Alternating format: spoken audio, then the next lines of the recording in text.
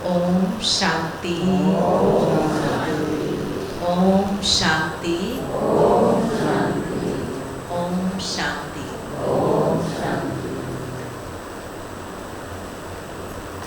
आप सबका शैली बहन ने भी स्वागत किया और हम भी आप सबका बहुत बहुत हार्दिक अभिनंदन करते हैं बाबा की इस पवित्र भूमि पर, तपस्या भूमि पर, जो विशेष हमारी दादियों की प्रेरणा से बनी है।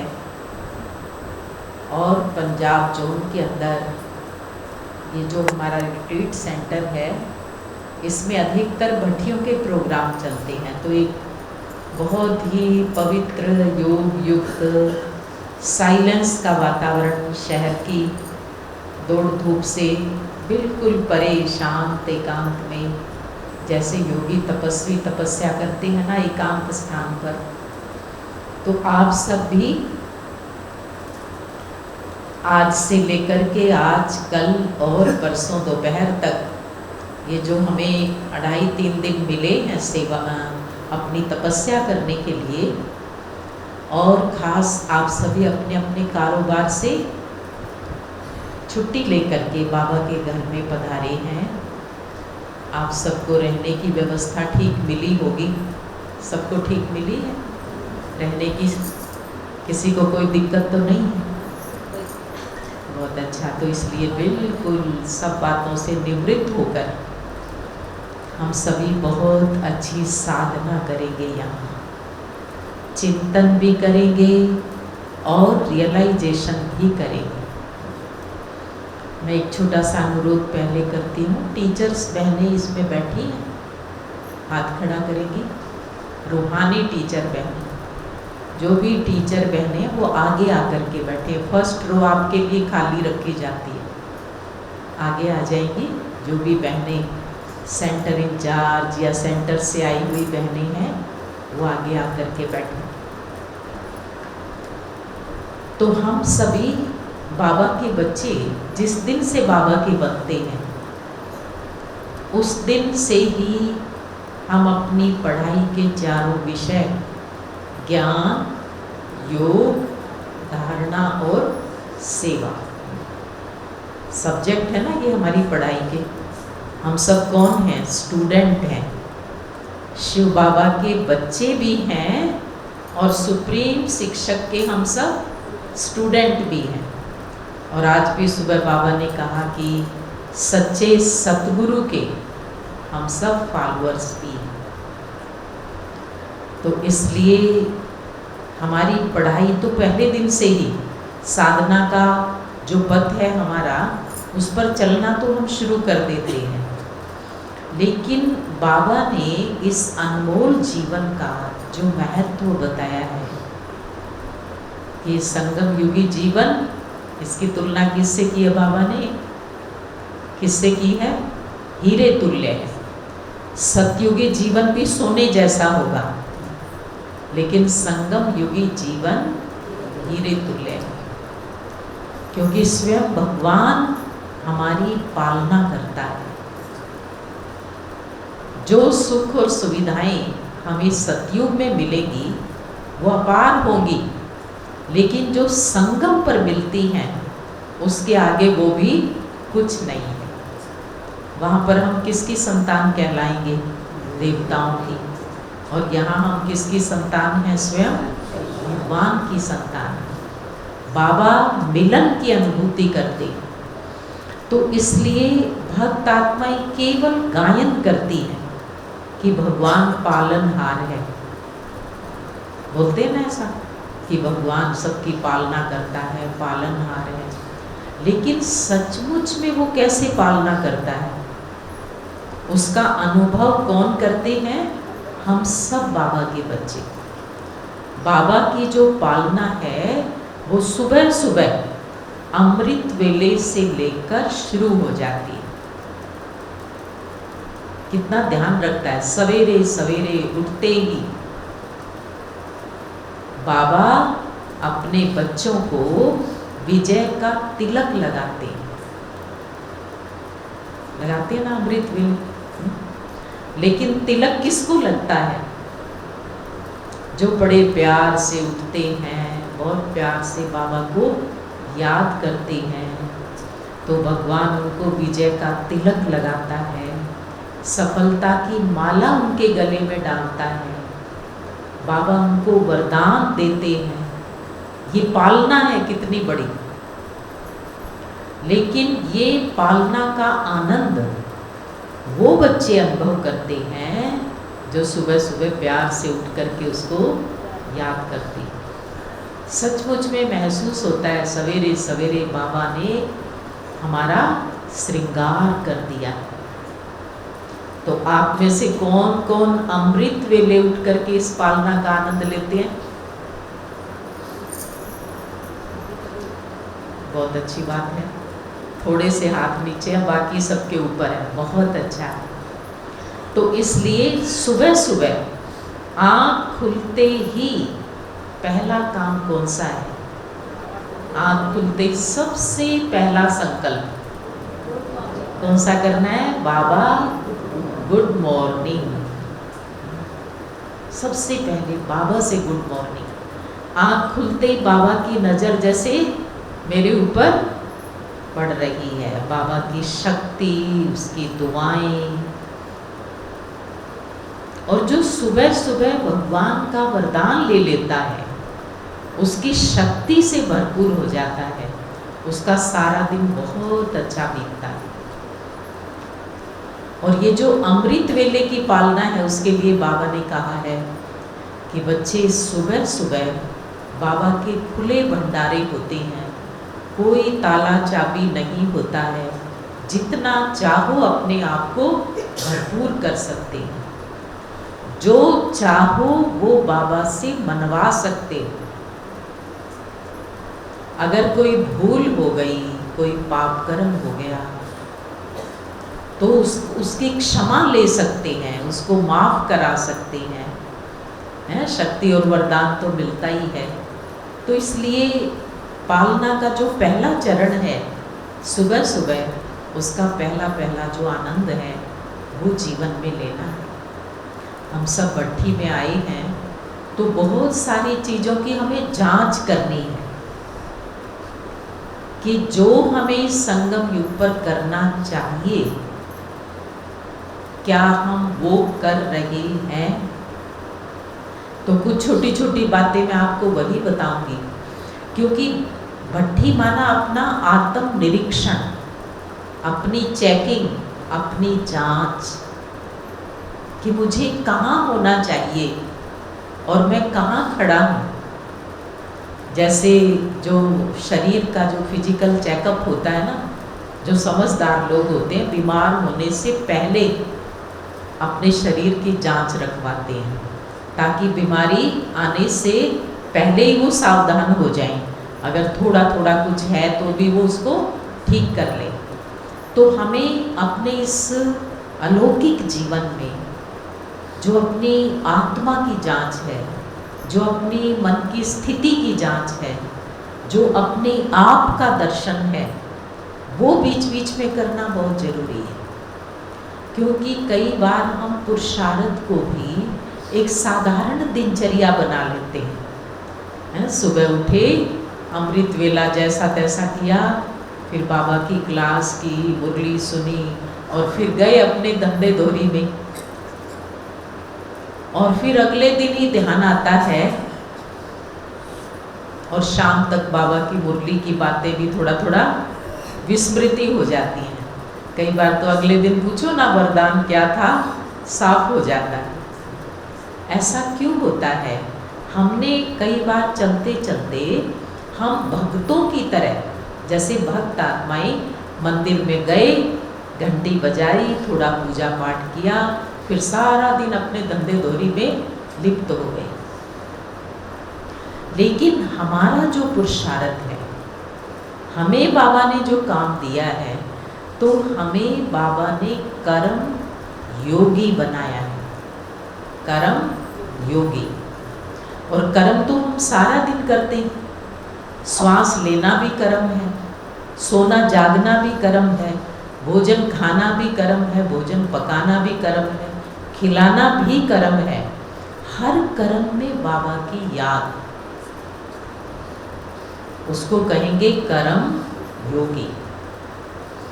तो इस भट्टी में हमें ये भी जांच करनी है कि बाबा हमें जो योगी, कर्म योगी, निरंतर योगी, सहज योगी, कोई कठिनाई नहीं है, बड़े सहज भाव से हर कर्म में बाबा मेरे साथ है। भोजन बनाए तो बाबा की याद में, भोजन खाए तो बाबा की याद में। तो मैं ऐसा निरंतर और सहज कर्म योगी हूँ, या बस कुछ टाइम निश्चित कर रखा है, बस उसके बाद सारा दिन मन में क्या चलता है, किस मनोस्मृति में रहते हैं, उसका ध्यान ही नहीं है। ये हमें जांच करनी है। बाबा कहते बच्चे आपका बड़े मौज का जीवन है, आनंद का जीवन है। तो मौज का जीवन जी रहे हैं या अभी भी वही उलझने, वही सोच, वही बोझ जीवन के अंदर है, ये भी अपनी जांच करनी है। सचमुच में जीवन बहुत लाइट हो, हल्का हो, खुशनुमा हो, क्योंकि बाबा ने एक बहुत बड़ा वायदा हम बच्चों से किया हुआ है कि बच्चे तुम्हें कभी बोझिल नहीं होना है, तुम्हारे सारे बोझ उठाने वाला मैं हूं, तुम चिंता मत करो, मैं बैठा हूं। ये वाला फोटो किस किस ने लगा रखा है अपने घर में? किस किस ने? तुम चिंता मत करो, मैं बैठा हूं। तो सिर्फ फोटो लगाया है या सचमुच में हम बिल्कुल निश्चिंत हैं? क्योंकि भगवान मेरा बाप बैठा है सारे बोझ उठाने के लिए। ऐसा ही जीवन में फील करते हैं। ये तो नहीं छोटी छोटी बातों के लिए बहुत सोचते हैं। जो बाबा को इस संगम युग पर अपने बोझ अर्पित करेगा, उसके सारे बोझ वो जरूर उठाएगा। लेकिन जो उसे देगा ही नहीं, तो उसके बोझ वो कैसे उठाएगा? अब जरा जांच करके देख लो अपने अपने अंदर में, कितने सारे बोझ, कितनी चिंताएं हैं। बच्चों का भविष्य कैसे बनाना है, पढ़ाना है, एडमिशन कराना है, नौकरी है, ये है, धन अर्जित करना है, बिजनेस कैसा चलेगा, क्या होगा। बाबा ने ये नहीं कहा कि तुम्हें अपनी जिम्मेवारी नहीं निभानी है, सब निभानी है, लेकिन बोझिल नहीं होना है। ये कहा है ना, बोझ नहीं रखना है मन पर। हमेशा जीवन के अंदर एक आत्मविश्वास और खुशी रहनी चाहिए कि हमारे साथ बहुत बड़ी शक्ति काम कर रही है। एक बाबा हमारे साथ है, दूसरा ड्रामा हमारे लिए कल्याणकारी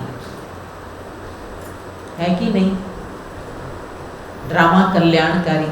अभी भी देखो, आप सबसे पूछा जाए कि ड्रामा की क्या क्या विशेषताएं हैं, सबको है ना ड्रामा का ज्ञान। क्या विशेषता है ड्रामा की? इस ड्रामा में हमारे लिए जो होगा सो, अच्छी तरह बोलो, हमारे लिए जो होगा सो अच्छा होगा। होगा या नहीं होगा? कई बार जीवन में ऐसी परिस्थितियां आ जाती हैं जो हमें अच्छी नहीं लगती। कई बार जीवन में ऐसी बातें आती हैं जो हमें अच्छी नहीं लगती हैं। कुछ नुकसान हो गया, बिजनेस ऊपर नीचे हो गया, घर में कुछ ऐसा हो गया, बच्चे कुछ ऐसा कर लेते हैं, कहना नहीं मानते, तो फिर जो प्रतिकूल परिस्थितियां हैं, या माना जो हमारे मन के अनुसार नहीं है, उस समय क्या मन से ये निकलता है या महसूस होता है कि ड्रामा कल्याणकारी है? बताओ, ज्ञानी ज्ञान है या उस समय भी लगता है कि हाँ, ड्रामा में कोई ना कोई कल्याण तो जरूर है? देखो, हम हल्के और बोझिल ना हो, हल्के रहें और बोझिल ना हो, ये तो तभी होगा ना जब हर दिन की सीन, हर व्यक्ति का जो व्यवहार है, हर व्यक्ति का जो स्वभाव है, उसके जो कर्म हैं, जो हमारे संबंध में नज़दीक में है, उनके प्रति हमारा प्रश्न ना उठे मन में। बाबा ने एक बहुत सुंदर शब्द दिया है हमें। एक एक जो शब्द है ना बाबा का, उसके अंदर ज्ञान की बहुत गहराई है, क्योंकि बाबा ने जो ज्ञान दिया इसमें सभी वेद शास्त्र ग्रंथों का निचोड़ है, सार है। अब जैसे बाबा कहते बच्चे साक्षी, तुम सारा दिन साक्षी होके ड्रामा देखो और साथी को साथ रखो। अब बाबा ने पूरी मुरली अव्यक्त वाणी हम सुनते हैं ना, 2 शब्द दिए, 2 ही शब्द, लेकिन उनकी इतनी गहराई है, उसको हम फील करें, उसको हम जीवन में उतारें कि अगर भगवान मेरे साथ है और जो भी सीन आता है उसको बिल्कुल साक्षी भाव से देखें। साक्षी का क्या मतलब होता है? शाब्दिक अर्थ तो हम सब जानते हैं। साक्षी माना, साक्षी माना भाई बताएंगे। बाबा ये शब्द 2 प्रयोग करते ना, साक्षी होकर ड्रामा को देखो, इसका क्या मतलब है? कौन बताएगा? डिटैच होकर, वो तो शाब्दिक अर्थ बहुत अच्छा सबको आता है, न्यारे होकर, डिटैच होकर, मगर उसको एक व्यवहारिक स्वरूप में हम क्या कहेंगे कि जो भी कुछ हमें दिखाई देता है सारा दिन, व्यक्ति, परिस्थितियां, हर सीन में हम कोई शिकायत ना करें। नो कंप्लेंट, नो क्वेश्चन, मन में कोई प्रश्न ना उठे कि ये व्यक्ति ऐसा क्यों करता है, क्यों इसने ऐसा क्यों बोला, इसने ऐसा क्यों किया। कुछ भी ऊपर नीचे हो गया तो ये ना आए ये क्या हो गया, उस समय क्या आए ये वही हुआ है जो ड्रामा में निश्चित था, है ना। ड्रामा की विशेषता क्या है कि ये हूबहू रिपीट होता है। जो हुआ था 5000 साल पहले, इस क्षण बिल्कुल वही हो रहा है। दूसरा, ड्रामा कल्याणकारी है। ये जो हो रहा है इसमें ही कोई ना कोई कल्याण है। कई बार क्या होता है कि कोई आत्मा हमारे काम में बहुत रुकावट डालती है, समस्याएं पैदा करती है। घरों के अंदर भी होता है ना, कोई 1-2 आत्मा ऐसी होगी जो बार बार, है ना, हमारे कार्य में, वो सास हो सकती है, वो बहू हो सकती है, वो देरानी जिठानी हो सकती है, वो कोई पड़ोसी भी हो सकता है, वो हमारा कोई भी संबंधी हो सकता है, जो बार बार जीवन के अंदर दुख का कारण बनता है। तो उसके प्रति स्वाभाविक ये संकल्प उठेगा ना, ये ऐसा क्यों करता है, उठेगा। या ज्ञान युक्त संकल्प क्या होगा, ज्ञान युक्त, कि इसमें इस आत्मा का भी कोई ना कोई किसी न किसी जन्म का मेरे साथ हिसाब किताब है, और होता है हिसाब किताब। 1-2 1-2 2-4 ऐसी जरूर होंगे जो थोड़ा थोड़ा रुकावट पैदा करने वाले होंगे, उन आत्माओं के प्रति भी हमारा दृष्टिकोण अच्छा रहे, शुभ रहे। उसको कहेंगे साक्षी। कोई बात नहीं, ये किसी न किसी जन्म का मेरा ही बोया हुआ बीज है, जिसकी फसल अब सामने आ रही है, और इसको शांत भाव से चुकतू करना है। अगर हम साक्षी होकर शांत भाव से चुकतू करेंगे तो उस आत्मा का हिसाब किताब जल्दी पूरा हो जाएगा।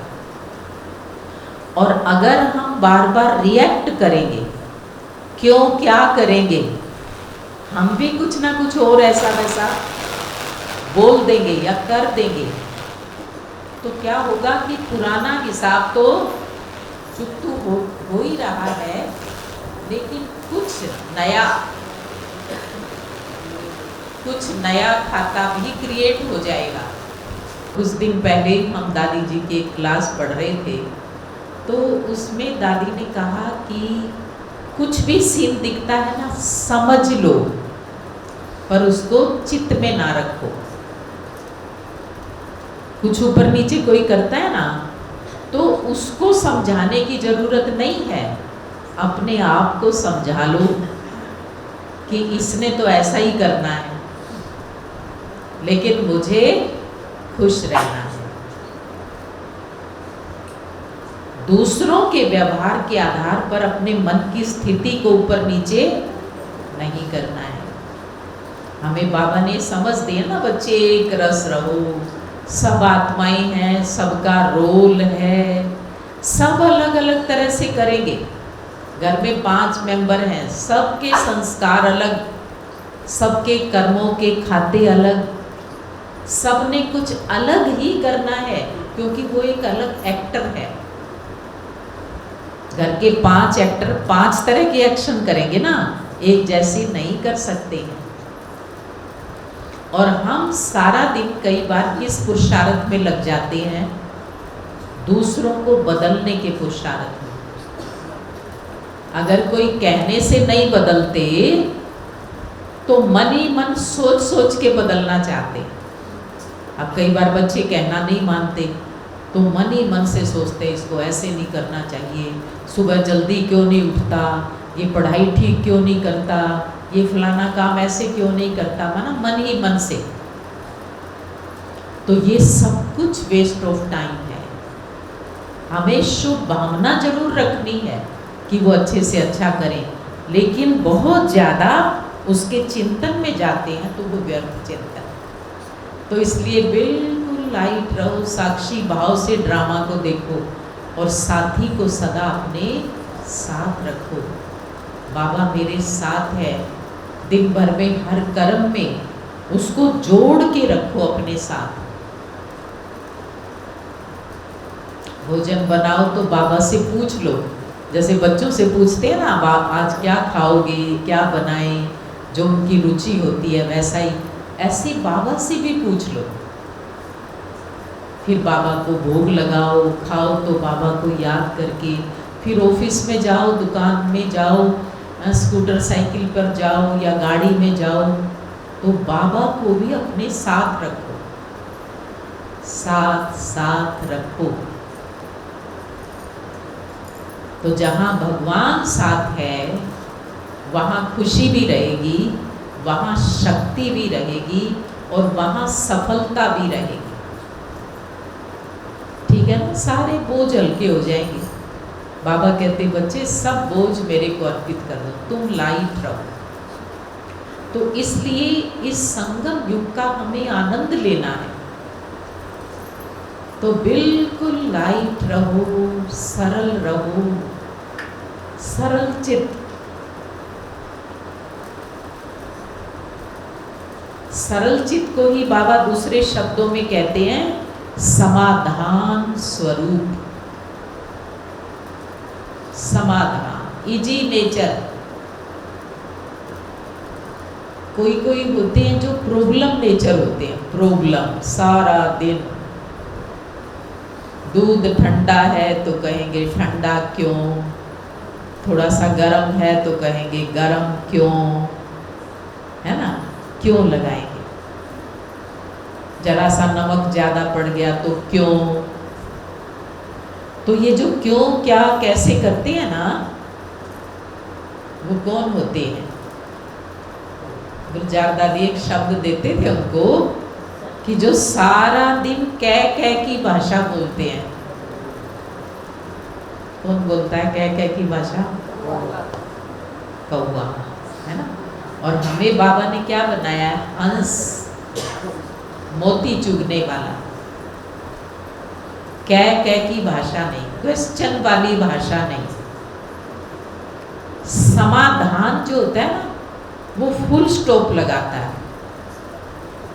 और जो समस्या स्वरूप होता है वो क्वेश्चन मार्क लगाता है।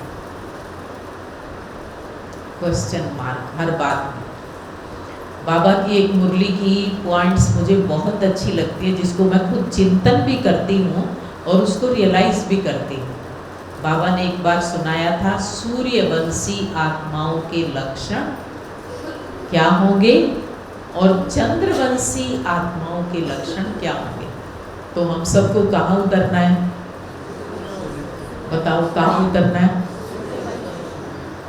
जब भी बाबा पूछते हैं ना, बच्चे क्या बनोगे, लक्ष्मी नारायण या राम सीता, तो किस में हाथ खड़ा करते हैं? अच्छा, जो लक्ष्मी नारायण बनेंगे और सतयुग में ही उतरेंगे जरूर, वो जरा हाथ तो खड़े करो।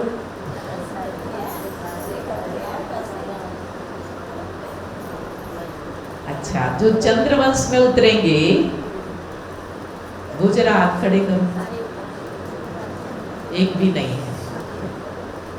अब जरा पक्का कर लो अपने आप से कि मुझे सूर्यवंश में उतरना है, तो सूर्यवंशी के लक्षण क्या होंगे और चंद्रवंशी के लक्षण क्या होंगे, ये भी जांच करना। भट्ठी में आए हैं ना, तो मैंने अपनी स्थिति सूर्यवंश जितनी बना ली या चंद्रवंश तक पहुंचा हूं या उससे भी कम है। तो सूर्यवंशी आत्माओं के लक्षण क्या होंगे कि वो बिल्कुल समाधान रूप होंगे,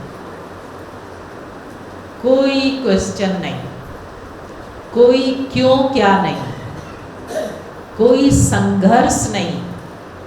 इसलिए हमारे सामने दो सिंबल भी दिखाते हैं ना। सूर्यवंश का सिंबल कौन है? श्री कृष्ण। और चंद्रवंश का जरा कंपेयर करते जाओ, कौन है? श्री राम। श्री कृष्ण के पास हमेशा मुरली होती है। क्या होता है? मुरली।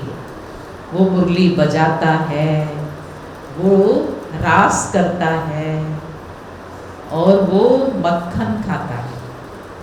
ये मुख्य काम है ना उसके, माखन खाना, मुरली बजाना, रास करना। और रामचंद्र जी के साथ क्या है? धनुष बाण, युद्ध। तो जो त्रेता युग में उतरने वाले हैं ना, वो किसी न किसी युद्ध में लगे रहेंगे। संघर्ष, एक बात पूरी हुई दूसरी पकड़ लेंगे, दूसरी पूरी हुई तीसरी पकड़ लेंगे, कभी इसकी बात पकड़ ली कभी उसकी पकड़ ली, कुछ ना कुछ उल्टा सुल्टा सोचते रहे, परेशान रहे, दुखी रहे। और सूर्यवंशी क्या करेंगे? क्या करेंगे बताओ? कुछ भी हो जाएगा, वो मुरली ही बजाएंगे, वो खुशनुमा रहेंगे। इसलिए श्री कृष्ण के जीवन की जितनी भी घटनाएं दिखाते हैं ना, ऐसा नहीं है कि वो उसमें परिस्थितियां नहीं दिखाई, बहुत सारी परिस्थितियां दिखाई। अभी वो 6 दिन का हुआ था छोटा बच्चा कृष्ण, तो उसको मारने के लिए पूतना आ गई। थोड़ा सा बड़ा हुआ, कभी अकासुर आ गया, कभी बकासुर आ गया, असुर बन के, बगुला असुर बन के, कभी नाग आ गया, कालिया नाग। लेकिन क्या श्री कृष्ण को कहीं परेशान, उदास दिखाया है। सब चीजों से निपट लेता था, पूतना से अकेला ही निपट लिया, छोटा सा बच्चा, और बस खेल रहा है, फिर उसको मार के खेल रहा है उसके ऊपर। नाग के ऊपर, इतना बड़ा जहरीला नाग, उसके ऊपर डांस कर रहा है। तो नाचना गाना। अब विचार करो, सतयुग में तो ये चीजें होंगी ही नहीं, होंगी? कोई पूतना होगी वहां पर? है, असुर तो होगा ही नहीं कोई, अकासुर बकासुर पूतना और नाग और जहर, ऐसा तो कुछ होगा ही नहीं। तो ये जो चिन्ह है वो किस समय के हैं?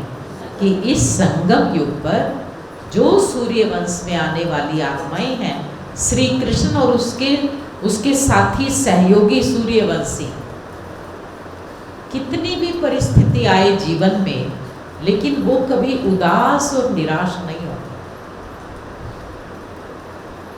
वो सदा हर्षित रहेंगे।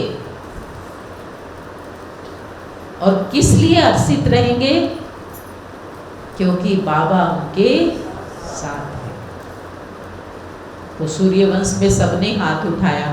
जीवन में बातें आएंगी, रोज आएंगी, और बाबा कहते अंत तक आएंगी।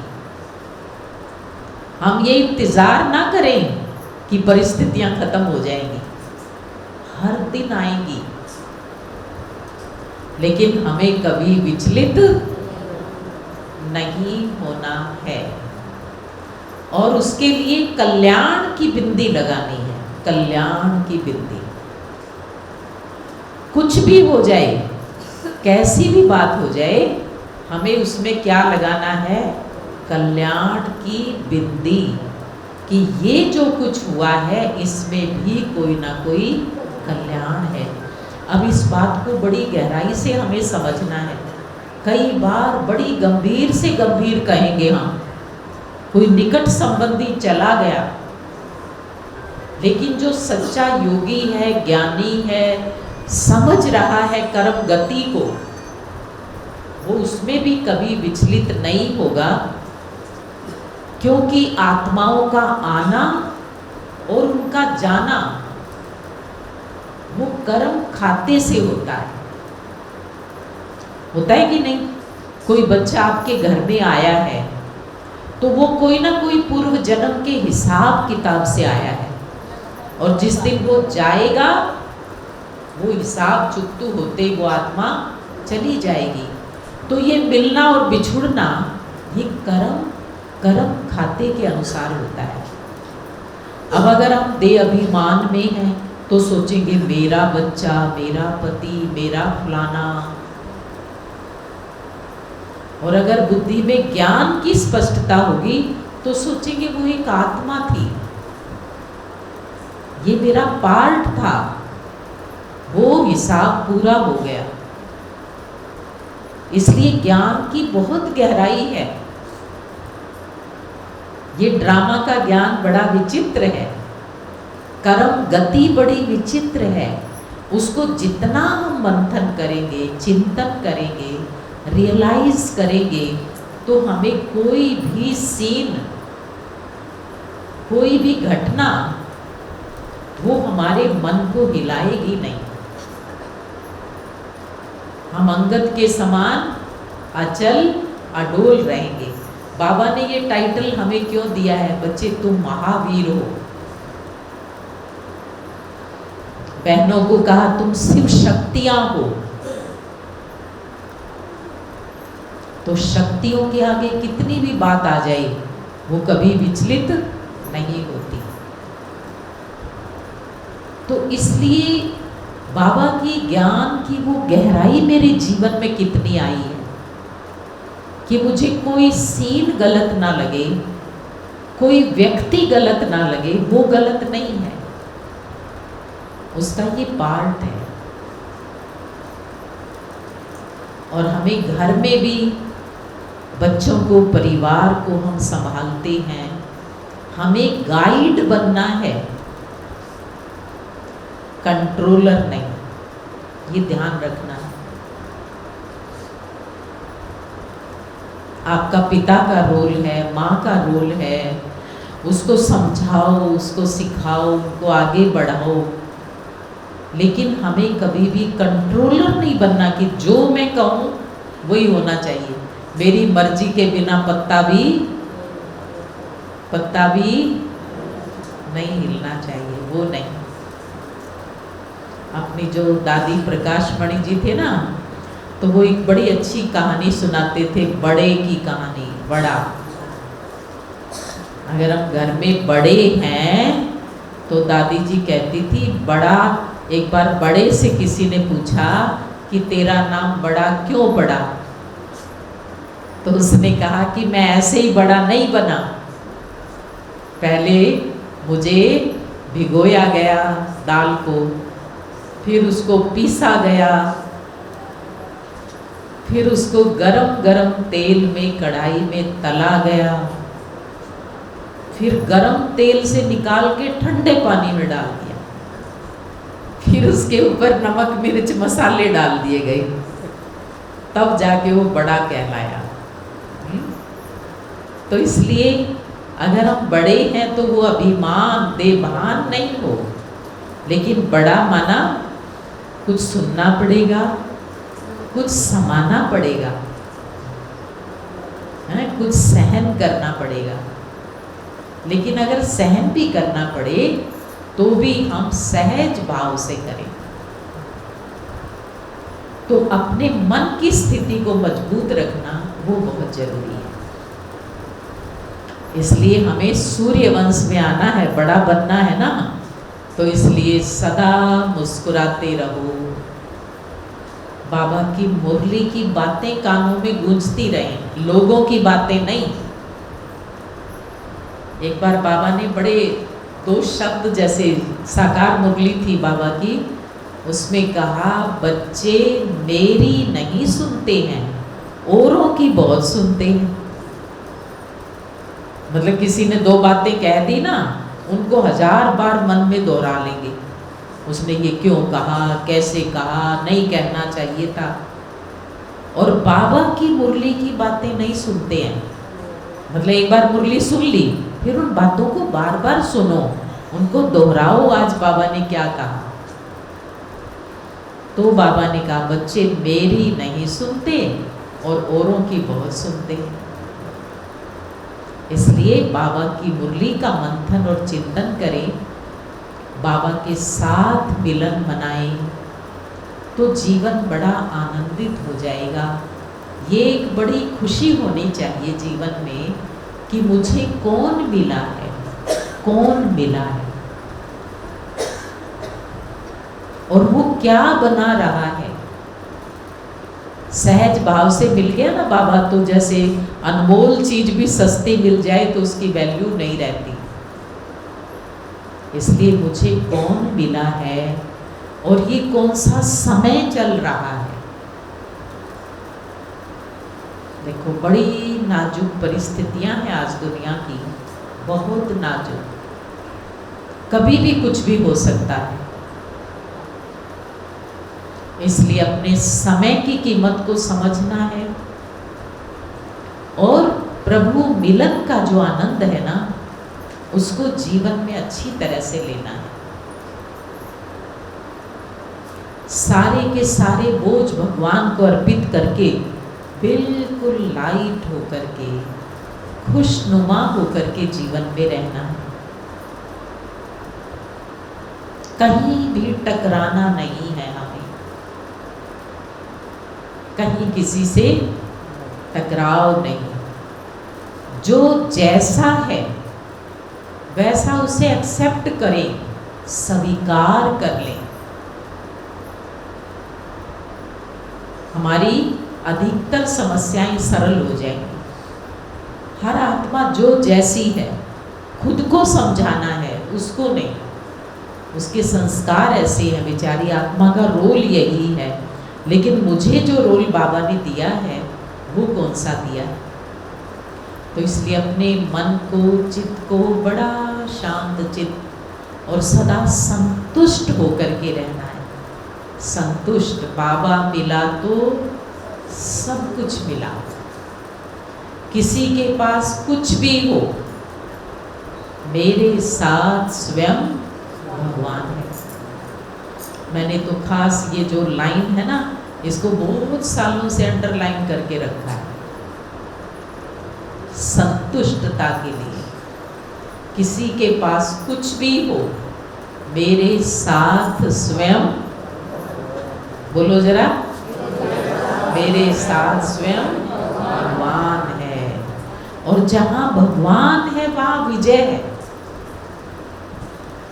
देखो कितने अच्छे उदाहरण कई जगह हम देखते हैं ना, श्री कृष्ण के पास जब अर्जुन और दुर्योधन दोनों आते हैं मांगने के लिए मदद, तो उसने कहा दो ऑप्शन हैं, एक तरफ मैं अकेला हथियार भी नहीं उठाऊंगा, और दूसरी तरफ मेरी इतनी विशाल अक्षौहिणी सेना।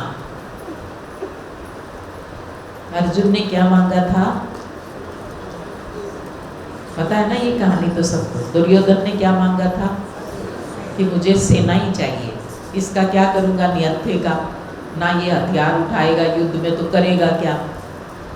लेकिन अर्जुन ने क्या मांगा था कि मुझे केवल आप चाहिए, बेशक हथियार मत उठाना, आप मेरे सारथी बन जाओ बस, इस रथ के भी और जीवन रथ के भी सारथी। तो जीत किसकी हुई? ये दो चीजें दिखाई, भौतिक चीजें कितनी भी हों, लेकिन भगवान अकेला ही बहुत है, उसको साथ रखो। बाबा मेरे साथ है। तो ये अंतर है दुर्योधन और अर्जुन, कौरव और पांडव में। तो हम कौन सी लाइन में हैं? हम कौन है? सब पांडव हैं। तो बाबा अगर मेरे साथ है तो सब कुछ है। राम और रावण, देखो दुनिया वालों ने प्रतीक कितने अच्छे बनाए हैं। राम और रावण, क्या फर्क है दोनों में? राम को जो प्राप्त है वो पर्याप्त है, जो मिला ना वही बहुत कुछ है। और रावण को कितना भी मिल गया है ना, फिर भी वो संतुष्ट नहीं है। इतनी सुंदर पत्नी है मंदोदरी, फिर भी सीता जी का हरण करके ले आया है, कहीं से पुष्पक विमान छीन के ले आया, कहीं से क्या ले आया, असुरों से युद्ध किया, देवताओं से, कितना कुछ, बहुत कुछ था उसके पास, सोने की लंका, पर तृप्ति नहीं थी। और राम, राज तिलक होना है तो भी नॉर्मल है, कोई विशेष बात नहीं, और अगले दिन वनवास हो गया तो भी क्या बोलता है, माँ को जब बताया ना उसने कौशल्या को, तो उसने कौशल्या को अभी पता नहीं था, वो तो रातों रात पिता ने और कैकेयी ने जो कुछ भी किया निर्णय, तो उसने कहा पिता दीनी मोई कानन राजू। वो कहता है माँ ये नहीं कहा कि मेरा राजपाट छीन लिया, उसने कहा माँ पिताजी ने मुझे जंगल का राजा बनाया। कितना पॉजिटिव, पिता दीनी मोई कानन राजू। इसलिए जो भगवान के सच्चे बच्चे हैं ना, वो जो मिला है उसमें संतुष्ट रहेंगे। ये पांडव वृत्ति है, ये देवताई वृत्ति है। और आसुरी वृत्ति क्या है? कुछ भी मिल जाए संतुष्ट नहीं। तो हम सब बाबा के बच्चे कौन हैं? कौन है? हमें भगवान मिला, बाबा मिला तो सब कुछ मिला। छोटी छोटी चीजों के पीछे अतृप्त नहीं होंगे, असंतुष्ट नहीं होंगे, सदा खुश रहेंगे। किसी के पास कुछ भी हो, मेरे साथ स्वयं भगवान। एक माता का अनुभव मुझे हमेशा याद रहता है और मैं हर भट्ठी में भी सुनाती हूँ। मधुबन में मैंने सुना, एक बार भट्ठी कराने गए तो वहाँ माताओं की भट्ठी थी, तो भट्ठी के बाद अनुभव सुनते हैं ना उनसे, तो उसने एक अनुभव सुनाया कि मुझे बाबा मिलन की कितनी खुशी है। तो उसने कहा कि कुछ साल पहले मेरे जो पति थे उन्होंने शरीर छोड़ दिया। तो फिर उसके बाद क्या हुआ, 2 छोटे छोटे बच्चे थे उनके। तो कई बार ऐसा होता है घरों के अंदर कि जो है ना, घर में कोई जिम्मेवार बड़ा चला जाए तो दूसरे थोड़ा सा ऊपर नीचे करते हैं। तो उनके जो देवर जेठ थे उन्होंने जमीन जायदाद का हिस्सा ज़्यादा ले लिया और उनको बहुत थोड़ा दिया, बहुत थोड़ा। तो बच्चे जब थोड़े से बड़े हुए 2-4 साल के बाद, तो वो बार बार कहते थे कि मम्मी आप बात क्यों नहीं करते, कुछ करते क्यों नहीं, इन्होंने हमारा हिस्सा ले लिया। तो वो माता ज्ञान में चलती थी जैसे, और बहुत निश्चय बुद्धि आत्मा थी। तो अपने बच्चों को कहती, मैं बच्चों को फिर समझाती थी, मैं खुद तो संतुष्ट रहती थी लेकिन मैं बच्चों को भी समझाती थी कि देखो उन्होंने चाहे कुछ भी ले लिया पर अपने हिस्से में बाबा भी तो है, हमारे हिस्से में बाबा है। और कहती है कुछ सालों के बाद ऐसा कुछ हुआ बाबा का चमत्कार कि हमारे पास किसी भी कारण से बहुत ज़्यादा, मतलब वो कुछ भी कारण बना, संपत्ति, धन, जमीन जायदाद भी उनसे भी ज़्यादा हो गई। तो इसलिए जहाँ भगवान है वहाँ कोई कमी रह नहीं सकती। लेकिन हमारा बाबा पर वो अटूट विश्वास कि बाबा मेरे साथ है, मेरे लिए कुछ भी गलत हो नहीं सकता, भगवान मेरे सारे बोझ उठाने वाला है, बिल्कुल निश्चिंत, बिल्कुल निसंकल्प। और जो जो निश्चिंत हुए पूरे निश्चय के साथ, भगत आत्माएं भी भगवान ने उनके बोझ उठाए, उनको पूरा साथ दिया है। हम तो उसके बच्चे हैं। कितनी सारी कहानियां सुनते हैं ना, प्रहलाद की, मीरा की, हैं। प्रहलाद को बस एक ही उस श्री हरि उसके चिंतन में था, चाहे उसको पहाड़ से गिराया, चाहे उसको आग में जलाया, लेकिन उसे कोई चिंता नहीं थी और उसकी चिंता उसको रहती थी। वो बार बार उसका बचाव करने के लिए आ जाता था। तो इसलिए अगर हम बाबा के प्रति हमारा अर्पण भाव है, समर्पण भाव है, तो हमें चिंता करने की ज़रूरत नहीं रहेगी। लेकिन हमारी चिंता कौन करेगा? बाबा करेगा।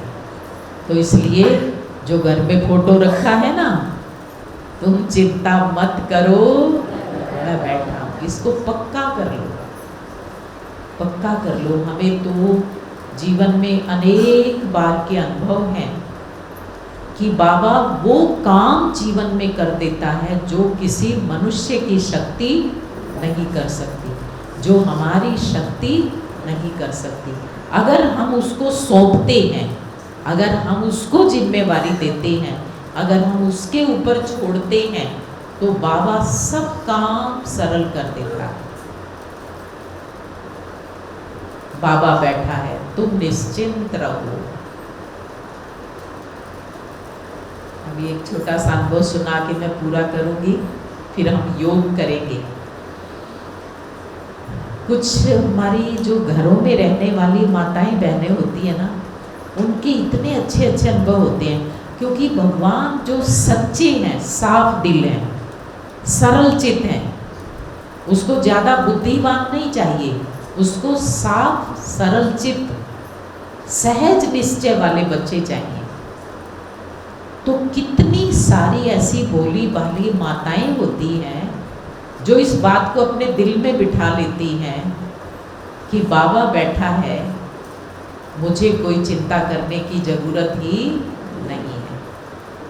और उसके उदाहरण प्रैक्टिकल में हम देखते हैं। एक युगल ज्ञान में चलते थे, तो जो है ना, उस जो भाई था उसका एक्सीडेंट हो गया, और जैसे ही एक्सीडेंट हुआ तो कोमा में चला गया। अब वो फिर हॉस्पिटल में एडमिट हो गया, काफ़ी समय उसका इलाज चला, 2-2.5 मास तक, लेकिन वो कोमा से बाहर नहीं आया। आखिर हिसार जिंदल में उसको एडमिट किया था। आखिर डॉक्टर्स ने कहा कि इसके जो ब्रेन है ना, उसके सेल डेड हो चुके हैं और अब कुछ नहीं हो सकता, आप इसको घर ले जाओ। सांस तो चल रही थी, लेकिन उन्होंने उसको जैसे ब्रेन को डेड घोषित कर दिया। कहते बस घर ले जाओ, जितने दिन सेवा हो सकती है करो, जैसे कहते ना, डॉक्टर ने जवाब दे दिया। अब वो माता जो थी उसे बड़ा निश्चय था कि बाबा, उसको मन में बैठा हुआ था कि मेरा सुप्रीम सर्जन बाबा है और इसको जरूर ठीक करेगा। और वो हॉस्पिटल में भी करती थी और घर आने के बाद भी अपने प्रयोग करती रहती थी।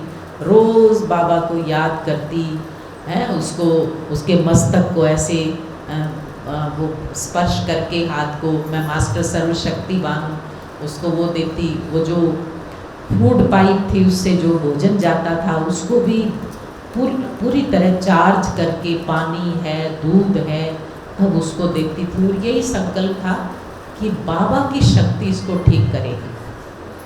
और 10-12 दिन हुए थे उसको घर आए हुए, और धीरे धीरे उसने आँख खोल दी। और फिर आँख खोलने के बाद कुछ टाइम तो पहचानते नहीं हैं, फिर थोड़ा और धीरे धीरे इम्प्रूवमेंट हुई और थोड़ा थोड़ा उसने बोलना शुरू कर दिया। फिर हम लोग भी मिलने के लिए गए तो बड़े प्यार से कहता है, बहन जी ओम शांति। सारे घर के इतने खुश हुए, पूरा शब्द बोला, बड़े खुश हुए। तो ये कौन सी शक्ति है? जब उसके ऊपर हम छोड़ते हैं तो वो अपनी पूरी शक्ति उस काम में लगा देता है। तो सरल चित्त जो आत्माएं होती है ना, वो बाबा की सेवाओं का ज़्यादा लाभ उठाती है। और जो अपनी बुद्धि चलाते हैं ना, क्या होगा, कैसे होगा, डॉक्टरों ने जवाब दे दिया, अब तो हो ही नहीं सकता, ये क्या हो गया, वो हो गया।